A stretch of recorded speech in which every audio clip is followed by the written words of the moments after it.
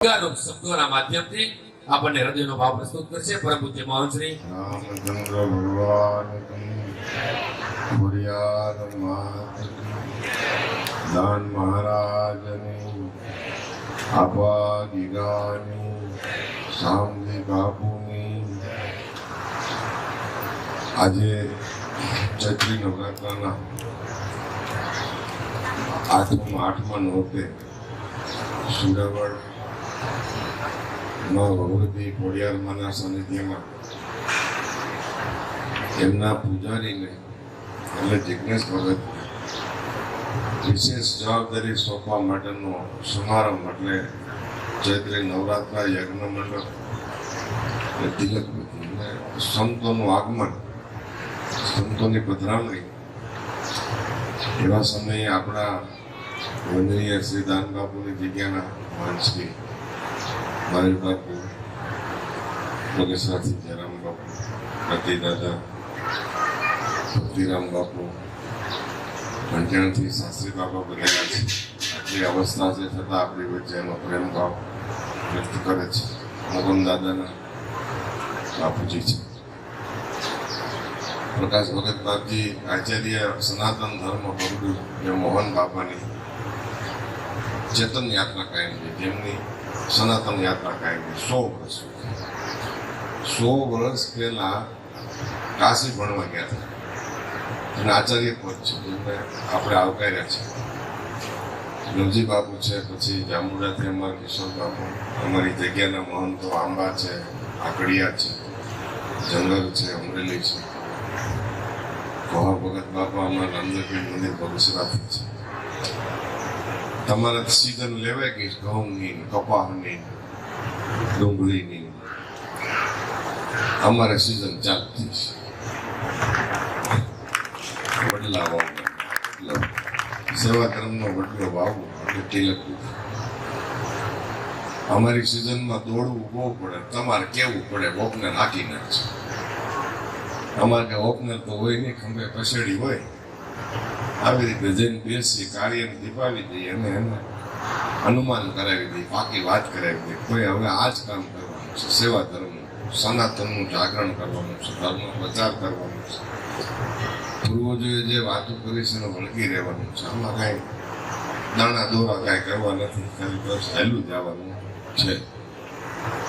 વળકુ બાપુએ પણ એવો શુભ આશીર્વાદ સંદેશ આપ્યો છે મહાવીર બાપુ દ્વારા કે ભાઈ જે વાત દેહાણની છે એ વાતને વળગી રહેવું. આમાં કાંઈ દેખાડી દેવાની વાત નથી, આમાં કાંઈ આંજી દેવાની વાત નથી, આમાં કાંઈ ભડકા કરીને ઠેકાડી દેવાની વાત નથી. ઠેકાડી ન દે ભડકો કરીને એનું ધ્યાન રાખવાની વાત છે. એટલે એને આપણે સનાતન કહીએ છીએ, મહાધર્મ કહીએ છીએ, મોટો ધર્મ કહીએ છીએ. સમાજની સભ્યતા, સેવકોની સભ્યતા, દેવતાનું સ્થાપન સભ્યતા, રેણી, આપણી ખાણી, જે દેહાણની વાત કરી છે મહાપુરુષ, અતિરેક ક્યાંય ન થવો જોઈએ સેવા ધર્મ. પછી ધર્મસ્થાન છે, ડેલો 24 કલાક ખુલ્લું રહેશે એ તો ચાલે છે. અતિથિ દેવો ભવ, કોઈ સ્વરૂપમાં ક્યારેક કેવી રીતે આવશે એટલે આપણે પાણીનો લોટો, છાશ, ચા, ગાંઠિયા ચા કરાવી દઈશું કે અંતરાત્મા તૃપ્ત થશે. આશીર્વાદ કઈ પદાર્થ કે કઈ ફળ નથી, આપણે ચાખી લઈએ એટલે આપણી ઉંમર થઈ ગઈ. આશીર્વાદ નીકળ્યા હોય પૂર્વજોના આપણી ઉપર, ત્યારે જ આ વસ્તુનું નિર્માણ થાય, ત્યારે જ આ જાગરણમાં આપણું જોડાણ થાય. આજે બધા સંતો એની પોતાની વસ્તુમાંથી સમય કાઢી અને બાબુદાસ બાપુની યાદી, જ્યાં જીવરાજ બાપુ, શામજી બાપુની ખૂબ સેવા અને વિવેક રાખેલો. આજે એ વિવેકથી બાબુદાસ બાપુનું અહીંયા નિર્માણ થયું, માતાજીનું પ્રાગટ્ય થયું. એટલા વર્ષથી આ ધર્મસ્થાન ચાલે છે. વિશેષ જવાબદારી મહંત તરીકે આ સંતોનું પંચ અમને તિલક કરશે. જે અમે કરી રહ્યા છીએ તમારે કરવાનું છે. આપણો આતિથ્ય ભાવ કાયમ જળવાઈ રહે, આપણો વિવેક, આપણી રેણી, જે આ સંસ્થાનની અંદર જે કાંઈ વ્યવસ્થા છે બધી સંપૂર્ણ જવાબદારી આપ નિભાવ.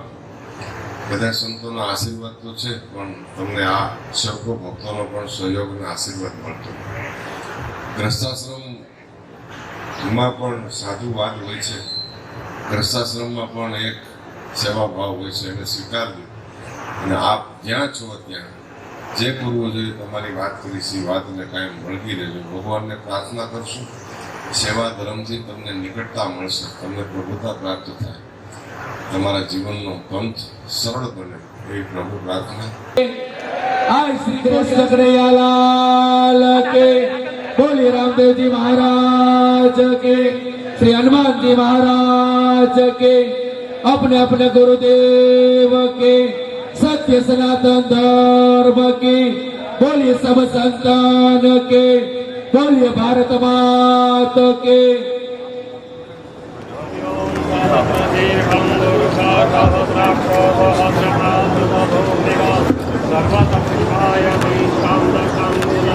बोलो बाबू श्यामेश्वर महादेव के. हरे ओम सहस्र शेर गाबोरोगा सहस्र बाबा सभो मिक्खो सर्वत सवेद